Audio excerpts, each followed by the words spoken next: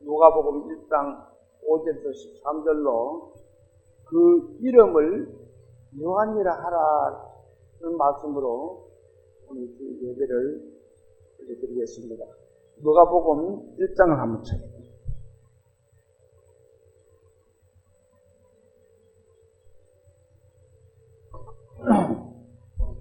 1장을 찾았으면 5절부터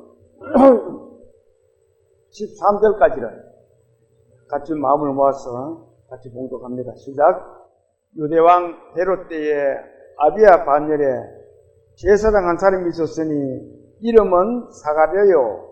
그의 아내는 아론의 자손이니 이름은 엘리사벳이라.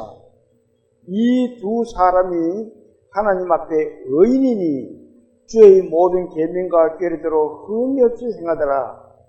엘리사벳이 잉태를 못함으로 그들에게 자식이 없고 두 사람의 나이가 많더라. 마침 사가랴가 그 반절의 차례대로 하나님 앞에서 제사장의 직무를 행할세 제사장의 전례를 따라 대비를 뽑아 그의 성전에 들어가 분향하고 모든 백성은 그 분향하는 시간에 밖에서 기도하더니 주의 사자가 그에게 나타나 향단 우편에 선지라. 사가랴가 보고 놀라며 무서워하니 천사가 그에게 이르되 사가랴여 무서워하지 말라. 너희 간구함이 들린지라. 내 아내 엘리사벳이 내게 아들을 낳아 주리니 그 이름을 요한이라 하라. 아멘. 기도드리겠습니다.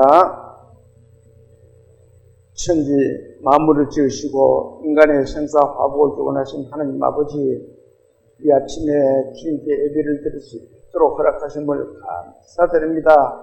저희들이 지금까지 살아온 것도 주님의 은혜였습니다. 저희들의 남은 삶도 주님의 은혜 속에서 주님의 뜻에 합당한 삶을 살아갈 수 있도록 이끌어 주시고 도와주시옵소서. 예배를 시작하는 시간입니다. 마치는 시간까지 성령님께서 함께해 주시고 저희들의 마음밭을 잘 갈아주셔서 주님의 말씀을 듣고 그 마음의 감동으로 깨달음이 올 수 있도록 도와주시옵소서. 저희들의 모든 삶을 주님께 부탁드리며 예수님 이름으로 감사하며 기도 올립니다. 아멘. 곧 끝날 것 같은 여름이 길게 이어지고 있습니다. 전에 같으면 8월 15일만 되면 해수욕장 문 다 닫습니다. 해수욕장 못 들어가요. 이상 기온으로 지금 이 날씨가 많이 더워지고 세계 곳곳에 이런 이상 기온이 실리고 있습니다. 무엇을 말해주는데요? 주님 오실 때가 되어간다는 증거라고 봅니다. 우리 믿음의 분석들 주님 안에서 이 막바지 더위를 잘 이겨내시기를 기도합니다. 오늘 말씀은 이 하나님의 천사가 세례 요한이 태어나기 전에 지어준 요한에 대한 내용의 말씀입니다. 이 시간 모두 은혜의 시간 되시기를 기도합니다. 5절을 한번 볼까요? 유대왕 헤롯 때에 유대왕 헤롯 때 유대왕 헤롯 때 언제냐면 유대는 하나님의 말씀에 불순종하여 로마 지배에 받게 되었습니다. 그래서 유대 땅은 이 헤롯 왕이 통치하는 로마의 통치하에 들어있었어요. 그 헤롯 왕이 통치할 그때에라는 말씀입니다. 그때에 하는 말씀은 유대왕 헤롯 때에 하는 말씀이 그 헤롯이 이 유대를 다스리고 통치할 때 그때를 말하는 겁니다. 그때 어떤 일이 있었는지 한번 볼까요? 헤롯 때에 아비야 반열에 제사장 한 사람이 있었으니 아비야 반열 아비야는 그 사람 이름입니다. 제사장의 이름이에요. 그 아비야라는 이름은 뜻은 내 아버지는 여호와시다라는 뜻입니다. 그리고 그 반열이라는 말은 성전 봉사를 위한 제사장의 직무 순서를 뜻하는 말입니다. 반열이라는 말. 당시에 아론의 자손의 제사장들은 24반열로 구분하여 각 반열은 순서에 따라서 일주일씩 성전에 봉사를 하도록 하나님이 규례를 정하여 놓았습니다. 역대상 24장을 한번 찾아봅니다.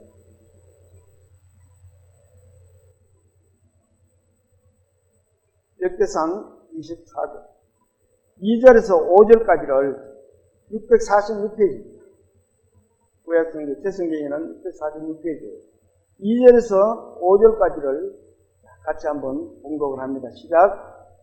나답과 아비후가 그들의 아버지보다 먼저 죽고 그들에게 아들이 없으므로 엘리야살과 이다말이 제사장의 직분을 행하였더라.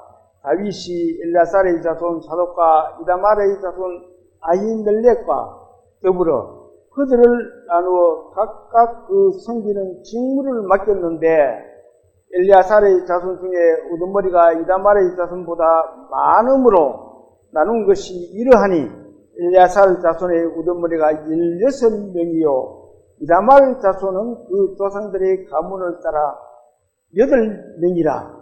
이에 제비 뽑아 피차에 차등이 없이 나누었으니 이는 성전의 일을 다스리는 자와 하나님의 일을 다스리는 자가 엘리야살의 자손 중에도 있고 이다말의 자손 중에도 있습니다.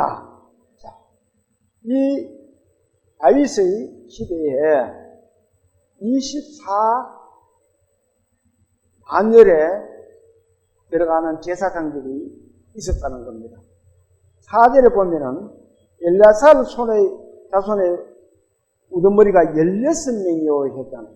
그리고 이다말 자손은 그 자손들의 가문을 따라 8명이에요. 합하면 몇 명이에요? 24명. 그렇게 24명이 제사장을 맡았다는 겁니다. 그리고 아까 우리가 봤는 이 아비아는 이 6절부터 쭉 가면서 그 제사장의 사람들의 이름이 쭉 나옵니다. 근데 10절을 한번 보세요. 10절을 같이 한번 읽어봅니다. 자, 10절 시작. 7째는 학고스요. 8째는 누구예요? 8째는 아비아입니다. 아비아는 8째 번에 들어가는 제사장입니다. 그 사가랴는 그 아비아의 반열에 그 자손이라는 겁니다. 그 반열에 제사장이었던 거예요. 18절에서 19절을 똑같이 한번 읽어봅니다. 시작. 23째는 들라야요. 24째는 마시아라. 그럼 몇 째까지예요? 24. 예, 24째, 4사람의 제사장이 하나님의 성전을 봉사했다는 겁니다. 19절 같이 시작. 이와 같은 직무에 따라 여호와의 성전에 들어가서 그의 아버지 아론을 도왔으니 이는 이스라엘 하나님 여호와께서 명하신 뭐예요? 규례다. 하나님이 그렇게 하라고 명하신 규례라는 겁니다.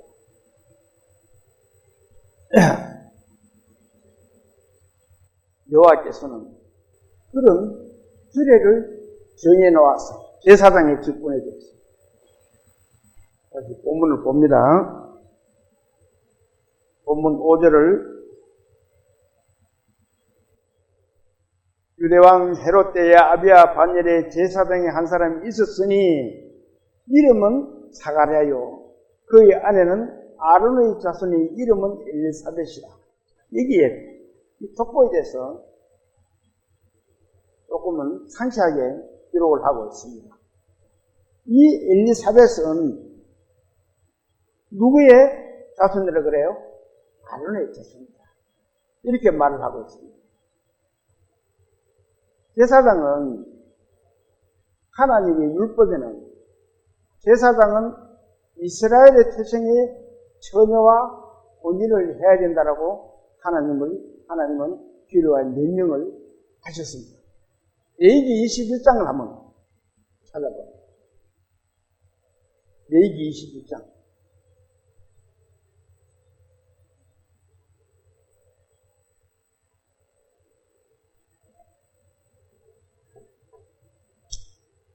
찾았으면은 13절에서 15절까지를 같이 읽어봅니다.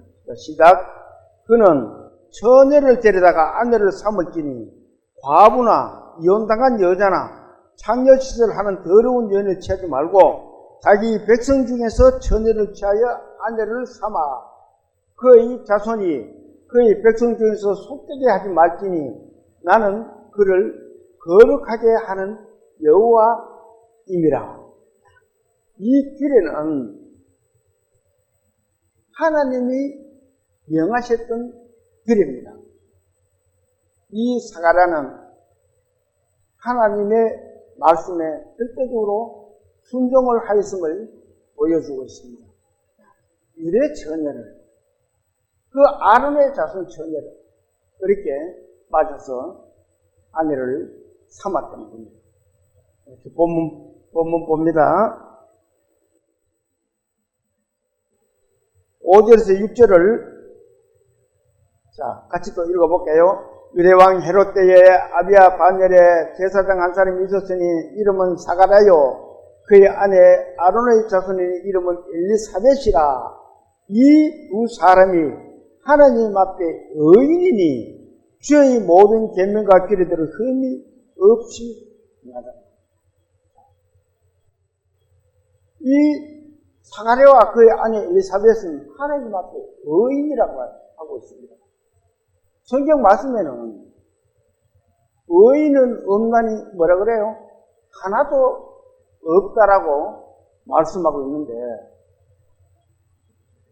이 하나님은 이 사가랴와 엘리사벳을 의인이라고 그렇게 정하고 있습니다. 그런데 의인이 될 수 있는 것은 하나님 앞에 흠이 없어야 돼. 흠 없이 행하더라. 그런 엘리사벳과 사가랴에 큰 문제가 하나 있습니다. 그 문제가 뭔지 실제를 같이 한번 읽어봅니다. 시작. 엘리사벳이 잉태를 못함으로 그들에게 자식이 없고 두 사람의 나이가 많더라. 하나님 앞에 의인인데, 그렇고 하나님의 계명과 규례를 잘 지켰던 그런 사가랴와 엘리사벳인데 자식이 없다는 거예요. 나이는 많아졌는데, 당시 이스라엘에서 여인이 아이를 낳지 못하면 하나님의 축복을 받지 못한 자로서 비난의 대상이었어요. 저 여자는 아기도 못 낳아. 이렇게 비난을 받고 자칫 잘못하면 이혼까지 당할 수 있는, 그 아기를 못 낳은 이혼의 사유가 될 수도 있었다는 겁니다. 우리나라에서도 그런 말이 있죠. 실거지 제약하는 말이죠. 남의 집에 가면은 그 집에 가서 아기를 낳아야 돼요. 자손을 낳아줘야 되는 것이 우리나라의 법조에서도 옛날에 있었습니다. 자, 이 말씀을 한번 볼까요? 자식이 없으면 왜 비난을 받는지. 10편 127편 3절에 있는 말씀입니다. 같이 한번 읽어볼까요? 보라, 자식들은 여호와의 기업이요 태의 열매는 그의 상급이라. 그러면은 자식이 없으면은 여호와의 기업도 안 되고 태의 열매가 없으면은 하나님의 상급도 없고, 그렇다 보면은 비난의 대상이 될 수밖에 없다는 겁니다. 자식 없는 이 두 사람에게 매우 큰 고통이겠죠. 기도도 얼마나 많이 했겠어요. 하나님 아버지, 왜 우리는 자식이 없습니까? 자식 하나만 달라요. 얼마나 기도를 많이 했겠어요. 그 고통이야말로 말로서 표현이 어렵겠죠. 요즘 나이가 들어가지고 모두 결혼한 사람들 보면은 이기 넣기가 힘들잖아요. 그래서 의약수를 빌리기도 합니다. 그래도 이 길을 못 놓는 사람들도 있고, 아예 막 놀라간 사람도 있겠지만, 이 길을 가지고 싶은 사람은 그런 방법들을 찾기도 하고 그렇습니다. 하나님을 경외하는 이 믿음의 백성들에게도 가시 같은 고통이 있을 수가 있습니다.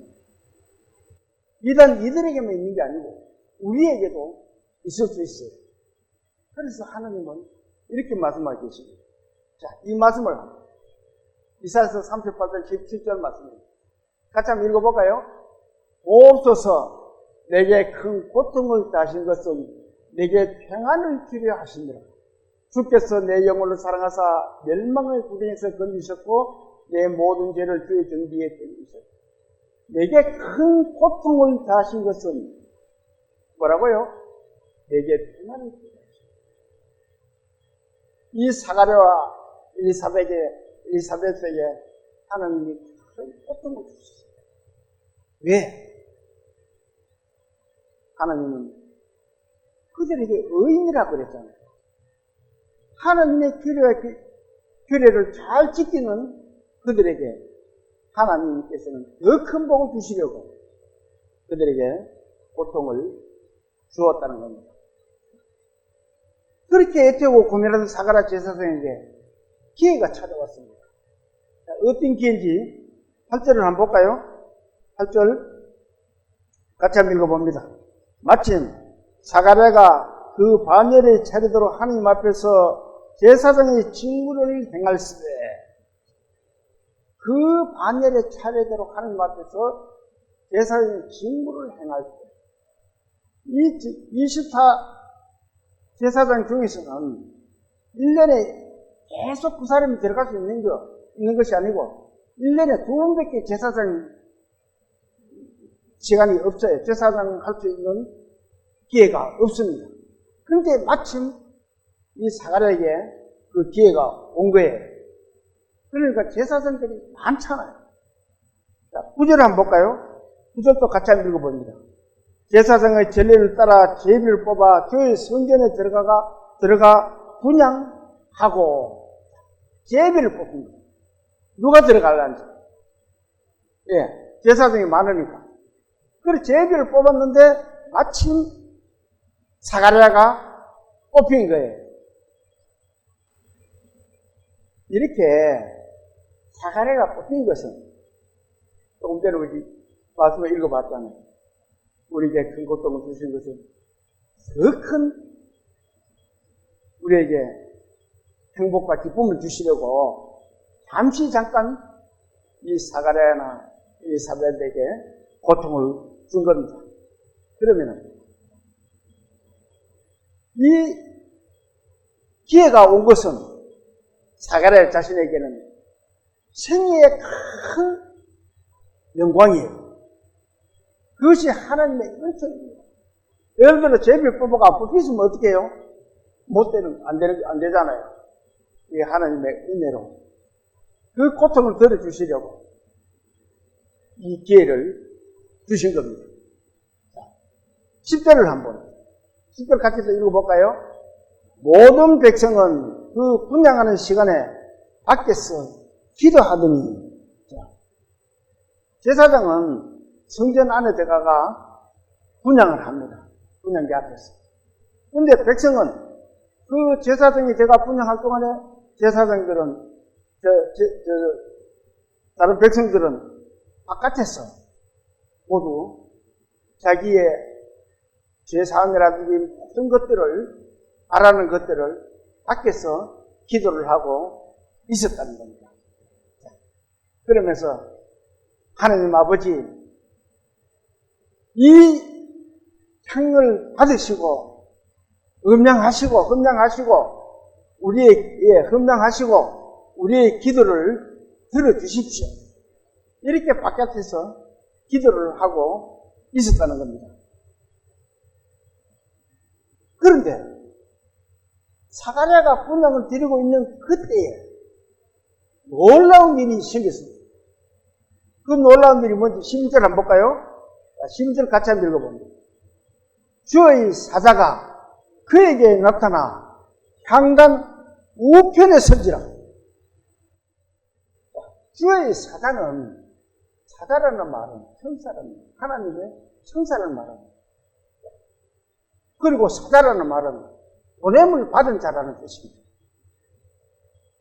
향단 앞에서 사가랴가 향으로 하나님께 기도를 드리고 있는데 우편에 천사가 나타난 거예요. 얼마나 깜짝 놀랐겠어요. 그러니까 이 사가랴는 우리가 사람이 밤중에 어디 가다가 보면 사람이 갑자기 앞에 나타나면 가장 무섭습니다. 놀랄 수. 사가랴가 이 천사가 나타나려고 생각이나 했겠어요? 근데 앞에 나타나니까 얼마나 무서웠겠어요. 그래서 사가랴는 12절 같이 한번 읽어봅니다. 시작. 사가랴가 보고 놀라며 무서워. 얼마나 놀랐겠어요. 그런데 하나님의 사자가 나타날 때는 항상 하나님의 중요한 손길을 나타내시는 것을 우리는 볼 수가 있습니다. 창세기 18장을 한번 볼까요?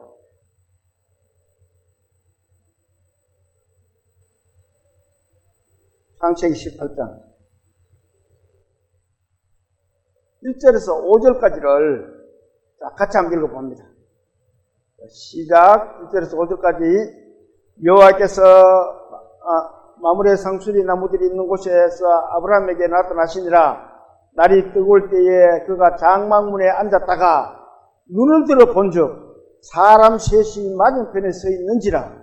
그가 그들을 보자 곧 장막문에서 달려나가 영접하며 몸을 땅에 굽혀 이르되 내 주여 내가 주께 은혜를 입으사오면 원하건대 종을 떠나 지나가지 마시옵고 물을 조금 가져오게 하사 당신들의 발을 씻으시고 나무 아래에서 씻어서 내가 떡을 조금 가져오리니 당신들의 마음을 상쾌하게 하신 후에 지나가소서. 당신들이 종에게 오셨음이니이다. 그들이 이르되 내 말대로 그리 하리라. 날이 더운데 이 아브라함이 상수리 나무 그늘에서 쉬고 있었겠죠. 그때 그 아브라함 앞에 세 사람이 나타났습니다. 그런데 우리 같으면 어때요? 그저 인사만 하고 끝날 수도 있습니다. 그런데 아브라함은 그 사람들에게 친절을 베풀면서 극진한 대우를 합니다. 아이고, 날씨 더운데 여기 와서 내가 음식을 좀 만들어 드릴 테니까 드시고 그래 가시라. 쉬었다 가시라. 그러니까 그들이 그래 네 말대로 그리 하리라. 이렇게 이야기를 합니다. 6절에서 8절까지를 어떻게 대접을 했는지 한번 볼까요? 6절에서 8절까지 시작 같이 읽어봅니다. 아브라함이 급히 장막으로 가서 사라에게 이르되 속히 온 가루 세 쌀을 가져다가 반죽하여 떡을 만들라 하고 아브라함이 또 가축대 있는 곳으로 달려가서 기름지고 좋은 송아지를 잡아 하인에게 주니 그가 급히 요리한지라. 아브라함이 엉진 젖과 우유와 하인이 요리한 송아지를 가져다가 그들 앞에 차려놓고 나무 아래 모세의 섬에 그들이 먹으니라. 얼마나 극진한 대접을 합니까? 나그네한테. 이 나그네는, 이스라엘에서는 이 나그네를 잘 섬기는 그런 하나님의 말씀이 있습니다. 너희는 나그네를 섬겨. 이 말씀은 한번 봅시다. 로마서 12장 13절에 있는 말씀입니다. 같이 읽어볼까요? 성도들이 쓸 것을 공급하며 어떻게 하라고요? 손대접하기를. 아브라함은 그들이 손님으로 대접을 합니다. 그렇게 대접을 했습니다. 또 말씀을 더 볼까요? 이베리서 13장 2절에 있는 말씀입니다. 그렇게 대접을 하는데 같이 읽어봅니다. 손님 대접하기를 잊지 말라. 이로써 부지 중에 천사들을 대접한 이들이 있었는데 누가 대접했어요? 천사를 대접한 아브라함을 이 히브리서 기자는 이렇게 기록한 거예요. 이 아브라함은 그들에게 잠시 쉬었다 가세요. 물 한 모금 하고 가세요. 해도 되는데 그러지를 않고 떡도 만들고 빵도 굽고 어쩌도 만들고 또 고기도 양을 잡아 고기도 드리고 나그네한테 그렇게 대접하는 사람들이 잘 있어요. 사람들은 그런 걸 잘 못합니다. 일반 사람들. 이 말씀 속에는 아브라함은 하나님의 말씀에 절대 순종을 합니다. 나그네를 잘 대접하는 거예요. 이렇게 하나님의 말씀에 순종을 잘하고 나그네를 대접 잘하는 아브라함에게 어떤 일이 생겼는지 한번 볼까요? 9절에서 12절을 같이 봅니다. 9절에서 12절 시작. 그들이 아브라함에게 이르되 내 안에 사라가 어디 있느냐? 대답하되 장막에 있나이다. 그가 이르시되 내년 이맘때 내가 반드시 내게로 돌아오니 내 안에 사라에게 아들이 있으리라 하시니 사라가 그 뒤 장막문에서 들었더라. 아브라함과 사라는 나이가 많아 늙었고 사라에게는 여성의 생리가 끊어졌는지라. 사라가 속으로 웃고 이르되 내가 노쇠하였고 내 주인도 늙었으니 내게 무슨 즐거움이 있어? 하나님은 우리 인간이 안 된다 할 때 그때 하나님은 되도록 해주십니다.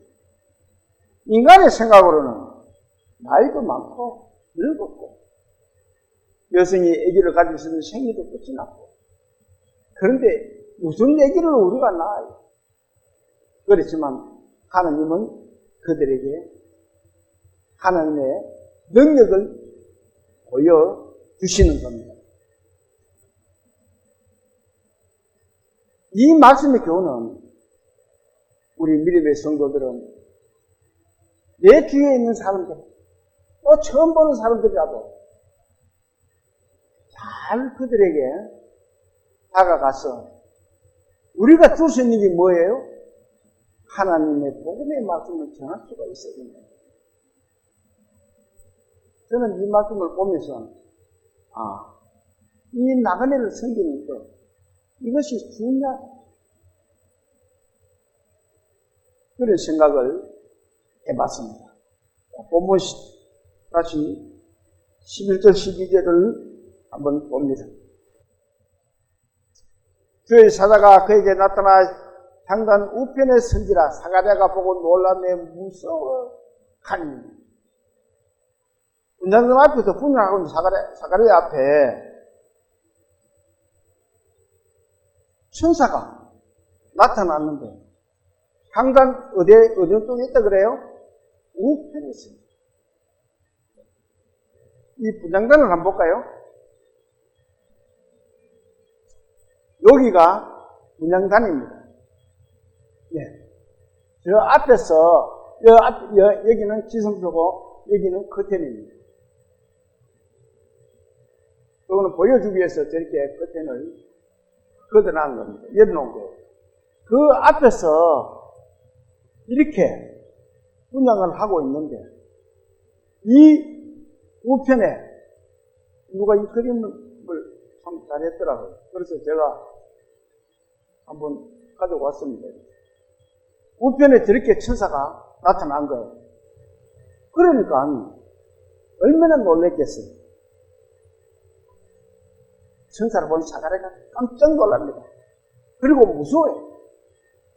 아이고 이거 웬일이에요? 왜 사람이 갑작스럽게 이렇게 천사가 나타나가지고 얼마나 놀라요.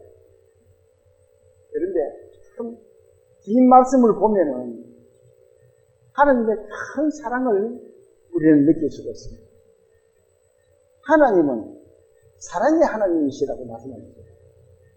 그리고 항상 우리를 어루만져 주시는 하나님이십니다. 깜짝 놀라는 이 사가랴에게 천사가 이렇게 말을 합니다. 13절 한번 볼까요? 같이 읽어봅니다. 천사가 그에게 이르되 사가랴여 무서워하지 말라. 너희 간감이 들린지라 내 안에 엘리사벳이 내게 아들 낳으니 그 이름을 요한이라. 깜짝 놀라가지고 있는 얼떨떨 해가지고 있는 그 사가랴야 놀라지 마라. 이렇게 말로써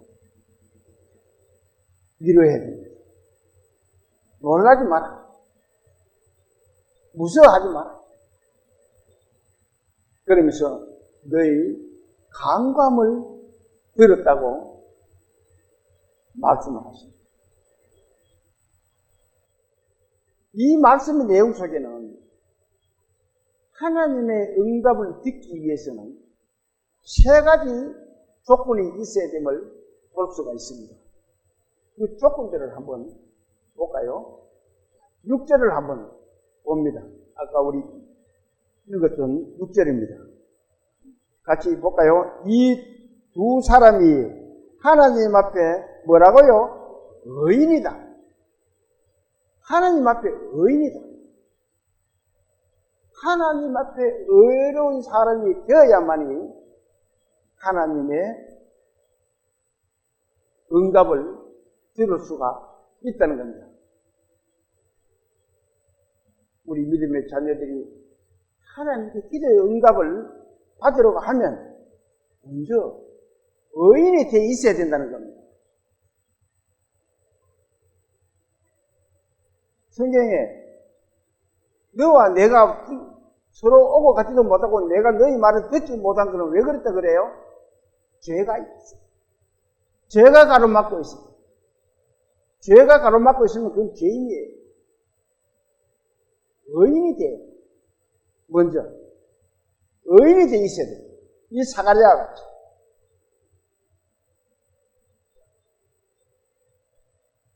그리고 이 의인이 되려고 그러면 길이 한 줄밖에 없어요. 의인이 될 수 있는 길을 잠시 한번 볼까요? 자, 요한복음 14장 6절에 있는 말씀입니다. 자, 같이 한번 읽어봅니다. 예수께서 이르시되 내가 곧 길이요 진리요 생명이니 나로 말미암지 않고서는 하나님께로 올 자가 없습니다. 하나님께 가려고 그러면 의인만 가면 됐어요. 예수 그리스도만 의인으로 우리를 의인으로 만들 수 있다는 거예요. 그래서 내가 곧 길이요라고 말씀하셨습니다. 예수님 길 맺기는 우리가 어려울 수 있는 길이 없습니다. 왜? 자, 이 말씀을 또 한번 볼까요? 사도행전 4장 12절에 있는 말씀입니다. 같이 또 읽어봅니다. 다른 이로서는 구원을 받을 수 없나니 천하 사람 중에 구원을 받을 만한 다른 이름을 우리에게 주신 일이 없습니다. 천하 사람 중에는 우리가 하나님 앞에 갈 수 있는 이름을 주신 이가 없다라 그래요. 우리가 의인이 될 수 있는 것은 오직 예수 그리스도의 십자가 됐어요. 그 십자가를 우리 죄를 위해서 돌아가셨다 하는 그 십자가를 우리가 믿음으로 해서 그 보혈의 공로로 우리는 의인이 될 수가 있습니다. 그리고 또 두 번째는 주의 6절도 읽어볼까요? 이 두 사람이 하나님 앞에 의인이니 주의 모든 계명과 규례대로 흠이 없이 주의 모든 계명과 규례대로 흠이 없이 행하여야만 하나님의 응답을 받을 수가 있습니다. 하나님의 어려운 백성이 되면 하나님의 규례와 법도를 잘 이해해야 됩니다. 그래야만이 하나님의 응답을 들을 수가 있어요. 어려운 자는 세상에 끌려가면 안 됩니다. 세상과 보다면 안 된다라고 성경은 이렇게 말씀하고 계십니다. 야고보서 4장에 있는 말씀입니다. 똑같이 한번 읽어볼까요? 간음하는 여인들아, 세상과 벗된 것은 하나님과 원수됨을 알지 못하느냐. 그런즉 누구든지 세상과 벗이 되고자 하는 자는 스스로 하나님과 원수다. 하나님과 원수 되려 그러면 세상으로 빠지면 원수가 될 수가 있어요. 그래서 먼저 의인이 되어야 돼요. 하나님의 규례를 지킬 수가 있어야 됩니다. 믿는다는 사람이 세상으로 빠져들어서 살다 보면은 자기의 어려운 점이 생깁니다. 그러면서 하나님께 그때서 하나님께 기도를 합니다. 하나님, 내 하나님의 백성인데 나를 왜 이렇게 어렵게 만듭니까? 할 수가 있어요. 그런데 하나님의 응답을 안 하십니다. 왜 그래요? 하나님의 규례와 계명을 지키지 않기 때문에. 하나님의 응답을 드리려 그러면 하나님의 계명과 규례를 잘 지켜야 된다는 겁니다. 그리고 13절을 또 한번 보죠. 13절.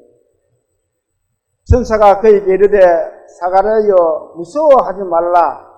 너희 간구함이 들린지라. 자, 우리가 기도를 할 때 근성으로 해가 되는 게 아니고 간구가 뭐예요? 간절히 구해야 된다는 거예요. 정말 내 힘과 모든 것을 다 쏟아부으면서 간절히 기도해요. 그렇게 하면 아들이 없는 이 사가랴와 엘리사벳의 아들을 낳게 해주신 것 같이 우리에게도 하나님의 기도의 응답을 들 수가 있음을 이 말씀을 통해서 우리는 볼 수가 있습니다. 우리가 하나님 앞에 기도를 하는데도 그렇게 하나님이 들어주시지 않는 것은 이 세 가지 중에 한 개라도 빠질 수 있었던 거예요.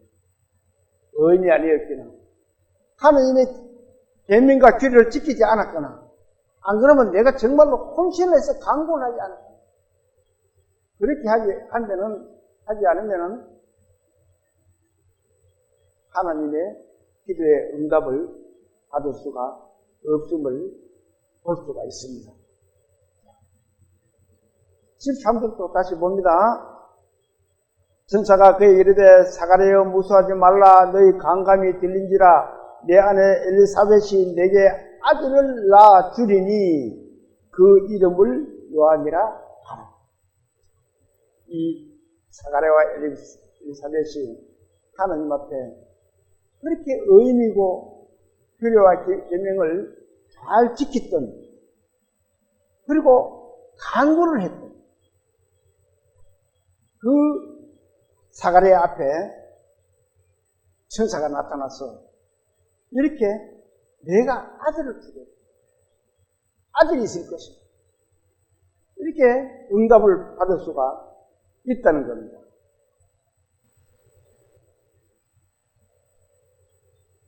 하나님께서는 이 요한의 이름이란 요한은 하나님 자기 하시다라는 뜻입니다. 그 요한은 하나님이 직접 지어주신 이름입니다. 내가 아들을 놓거든. 그 이름을 요한대로 해라. 이렇게 하나님이 직접 이름까지 지어주신 겁니다. 아들은 태어나지도 않았는데 벌써 이름부터 먼저 준 거예요. 그 말씀 속에는 하나님은 시건치 않는다는 겁니다. 내가 말했던 것은 분명히 이루어질 수 있다는 것을 의미하고 있습니다. 야고보 5장에는 이렇게 기록하고 있습니다. 이 말씀을 한번 볼까요? 5장 16절에 있는 말씀입니다. 같이 한번 읽어봅니다. 그러므로 너희 죄를 서로 고백하고 병이 낫기를 위하여 서로 기도하라. 의인의 간구는 역사는 힘이 거기요. 우리 중에 병이 있는 사람이 있습니까? 또 어림이 있는 사람이 있습니까? 그러면은 교제들이 모여서 서로 고백하고 나는 여태까지 이렇게 살아왔다. 정말 지나놓고 보니까 이 모든 것이 주님께 죄되는 일만 해왔다. 이렇게 자기에 대한 것을 거기서 모여서 교제를 하면서 고백을 해야 됩니다. 그러면서 병 낫기를 위해서 서로 기도. 그러면서 병이 낫기를 서로 기도를 해야 됩니다. 그리고는 뭐라고 말씀하세요? 의인의 간구는 하나님. 구원받은 우리 성도의 간구는 역사는 힘이 큽니다. 하나님의 역사가 이루어질 수 있다는 말씀입니다. 하나님은 우리에게 이렇게 큰 사랑을 베풀어 주십니다. 오늘 말씀의 교훈은 우리 성도는 하나님 말씀에 순종을 잘하고 또 하나님의 계명과 규례를 잘하면 하나님의 은혜와 긍휼로 우리가 바라고 원하는 그 응답을 받을 수 있음을 보여주고 있습니다. 이 사회자와 엘리사벳이 의인이었습니다. 하나님의 계명과 규례를 잘 지킨 사람이었어. 기도를 간구하는 삶이었다는 것을 오늘 우리는 이 말씀 속에서 배웠습니다. 우리 모두 하나님 말씀에 순종을 잘하는 그런 저와 여러분들이 다 되시기를 소망하면서 오전 예배를 마치겠습니다. 기도드릴게요. 하나님 아버지, 저희들이 세상에 살면서 잘못된 일들을 많이 하고 살 수가 있습니다. 저희들이 모여서 서로 고백하고 또 주님께 간절히 기도하면은 주님 들어주신다고 말씀하셨습니다. 저희들이 연약함을 주님께서 아십니다. 주님, 저희들에게 힘과 용기를 주시고 또한 주시옵소서. 밖에서 말씀을 듣고 계시는 모든 분들의 가정에도 하나님께서 그들에게 큰 은혜로 그 가정이 화목과 화평과 평안을 누릴 수 있는 그런 가정들이 될 수 있도록 도와 주시옵소서. 저희들이 지금 날씨가 많이 덥습니다. 우리 연세 많은 믿음의 성도들 이 여름 잘 이겨내시고 주님 앞에서 항상 순종하는 그런 우리 믿음의 식구들 다 될 수 있도록 도와 주시옵소서. 저들의 남은 삶을 주님께 부탁드리며 예수님 이름으로 감사하며 기도올립니다. 아멘. 찬송 569장